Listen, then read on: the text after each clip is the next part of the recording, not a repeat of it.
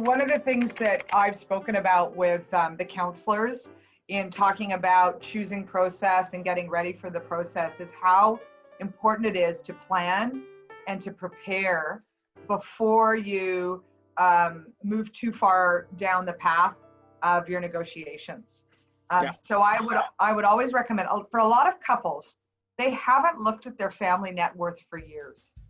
There's very few couples that actually meet with a financial planner once a year, review their net worth, review their cash flow, and things like that.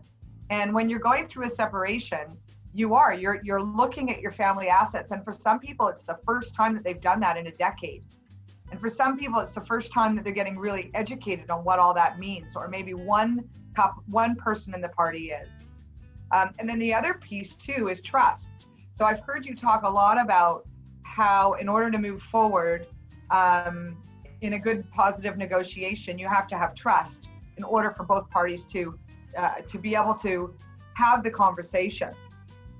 Yeah. So I see those two pieces as part of the preparation, which is talking to a counselor, also talking to a certified divorce financial planner to get started on understanding your finances before going to see a lawyer, or at the same time. What is your comment around that, John? I would agree with you. I think where you have, I would, in my experience, it's the rare exception where both people in a marriage or a relationship are on the exact same page about finances and financial management and knowing exactly where everything is. In most situations that I've experienced, people, one person's more in charge of paying bills, maybe one person's more in charge of managing investments. So using a financial neutral to come in and help the couple do a net worth statement, find out what the net worth statement, what are the assets in issue and what are the income questions or tax implications. It's invaluable because then when you go to the lawyer, you come in prepared. I know, one of the things that really is helpful as when I'm doing initial consultations is getting some information from the person on what's the financial situation. That's such a good part of their own preparation.